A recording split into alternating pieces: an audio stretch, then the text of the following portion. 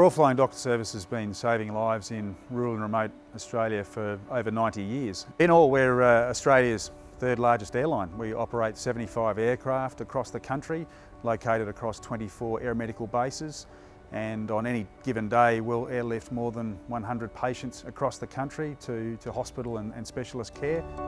It's an exciting time for us as we've entered the jet age. Until now we've been operating turboprop aircraft, but 5 years ago our aircraft partner Pilatus came to us and said they were looking at designing an aeromedical jet, a new jet aircraft which had special capabilities to fit our operation, and that included being a single pilot operation but also having the access to land on dirt airstrips. So we partnered with Pilatus and we helped design the medical interior just like the aircraft here, and put that with the aircraft technology of the MediJet 24, and we now have an aircraft that can cover, from this base here in Adelaide, we can reach anywhere in Australia without refuelling.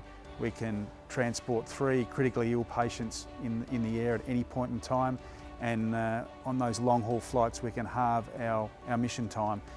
So the RFDS MediJet 24 has just completed its first 100 days of operational service, and over that time it has performed 78 aeromedical missions. It's flown over 100,000 kilometres, and most importantly it's airlifted 128 patients from 21 locations throughout Australia. One of the first jobs we did with our PC-24 MediJet was taking a very unwell lady from Alice Springs over to Melbourne, and she was very unwell with a brain infection and required further surgery.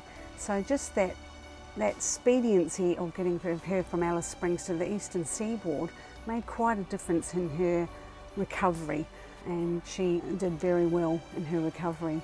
We're experts in aeromedical care and primary health care in rural and remote Australia, but we're not experts in finance, and we've been working with ANZ for more than 60 years.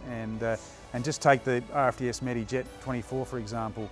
We purchased that aircraft in US dollars, and we worked very closely with the ANZ to give us the advice on how to hedge our money, hedge our US dollar, and that made an enormous impact on the actual cost that we purchased the aircraft for. Just recently our staff in SA voted Royal Flying Doctors as their favourite charity, which they were pretty chuffed about, and it just goes to show the connection that our staff have with this wonderful organisation that's for 8 years in a row now has been voted the most trusted and reputable charity in Australia. You never know what job you're going to. So you might be going to pick up a 2-year-old with asthma to Ceduna in one flight, and then you're going off to get a cardiac patient in Streaky Bay, and then you might have a labouring lady in Kangaroo Island. So we can be using our skills all over the place, and you never know when you're going to need them. Having grown up in regional and remote Australia, you can certainly relate to the services they provide, and you can think of those people in outback Australia who haven't got the luxury of being close to a major town or close to a doctor or something like that. If something does happen, to have that comfort or knowledge that the Royal Flying Doctor Service is there to have your back in those critical times certainly gives those people peace of mind and helps those communities in outback Australia to thrive as well. We're about supporting people in rural remote areas so that they're happier and healthier communities.